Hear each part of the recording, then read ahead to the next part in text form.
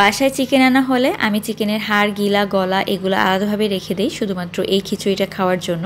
এগুলো দিয়ে আমি খিচুড়ি রান্না করি আর এই খিচুড়িটা খেতে কিন্তু ভীষণ ভালো লাগে। আপনারাও কিন্তু এভাবে একবার বাড়িতে ট্রাই করে দেখতে পারেন। আশা করি আজকের এই রেসিপি আপনাদের অনেক ভালো লাগবে।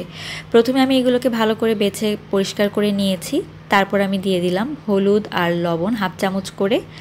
আর হলুদ লবণ দেওয়ার পরে ভালোভাবে কিন্তু এটাকে ভেজে নিতে হবে কিছুক্ষণের জন্য। তো ভাজা হয়ে গেলে যখন পানিটা একদম শুকিয়ে আসবে তখন কিন্তু এগুলোকে তুলে নিব। তো পানি রাখা যাবে না, পানিটা একদম শুকিয়ে যাওয়া পর্যন্ত অপেক্ষা করে তারপর আমি এগুলোকে তুলে নিচ্ছি। এখন ওখানে আরও একটু তেল দিয়ে দিচ্ছি বেশ খানিকটা পেঁয়াজ কুচি, ওই হাফ কাপের মতো পেঁয়াজ কুচি হবে। গোটা গরম মশলা দিচ্ছি, তার মধ্যে আছে দারুচিনি আর এলাচ, 2টা দারুচিনি 2টা এলাচ। আর এখন পেঁয়াজ বাটা দিয়ে দিব 1 টেবিল চামচ, রসুন বাটা দিয়ে দিচ্ছি 1 টেবিল চামচ, আর তার সাথে আদা বাটা 1 টেবিল চামচ। তো এখন দিয়ে দিচ্ছি এখানে ধনিয়ার গুঁড়া 2-4 চামচ পরিমাণে দিয়েছি। সব কিছুকে ভালোভাবে নেড়েচেড়ে একটু মিশিয়ে নিচ্ছি। শুকনো মরিচের গুঁড়া 2 চামচের মতো আমি দিব, কারণ খিচুড়িটা একটু ঝাল ঝাল হলেই কিন্তু খেতে ভালো লাগবে। হলুদের গুঁড়া দিয়ে দিচ্ছে এখানে 1.5 চামচের মতো, আর তার সাথে স্বাদ মতো লবণ দিয়ে দিব। তো লবণ দেওয়ার পরে ভালোভাবে এটাকে নেড়েচেড়ে মিশিয়ে নিচ্ছি। এখন একটু পানি দিয়ে দিব, মশলাটাকে ভালোভাবে কষিয়ে নিব। আর এখন আমি আপনাদেরকে একটা স্পেশাল মশলা তৈরি করে দেখাচ্ছি। তার মধ্যে আছে দারুচিনি, এলাচ, মেথি, তার সাথে জিরা এবং একটুখানি জয়ফল। তো এগুলোকে কিন্তু একদম ভালো করে বেটে নিতে হবে। এই মশলাটা দিয়ে দিচ্ছি। এই মশলাটার জন্যই কিন্তু খিচুড়িটা খেতে বেশি ভালো লাগে। এভাবে মশলাটা তৈরি করে নেবেন। মশলাগুলো কিন্তু আমি কাঁচাই বেটে নিয়েছি, ভেজে নিইনি।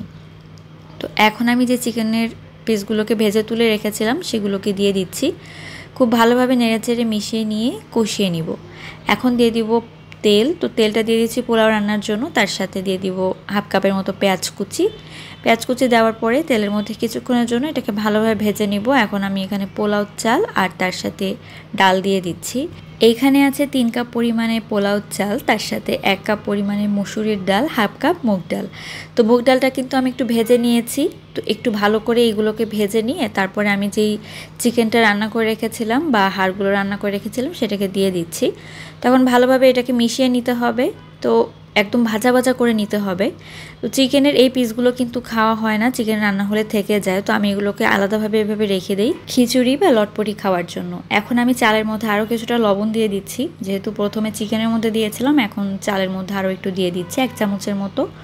পানি দিয়েছি এখানে আমি 6 কাপের মতো। পানি দেওয়ার পরে ঢাকনাটা দিয়ে দিচ্ছি। ঢাকনা দিয়ে প্রায় 10 মিনিটের মতো রাখার পরে এখন ঢাকনাটা তুলে কয়েকটা কাঁচামরিচ দিয়ে দিচ্ছি। আর কাঁচামরিচ দেওয়ার পরে এখন আমি এটাকে নেড়েচেড়ে ভালো করে মিশিয়ে নিব। তো বেশি পানি দেওয়ার কিন্তু দরকার নেই, এটা দমে দমেই রান্না হয়ে যায়, কারণ এটা ভুনা খিচুড়ি, একদম ঝরঝরে একটা ভুনা খিচুড়ি হবে।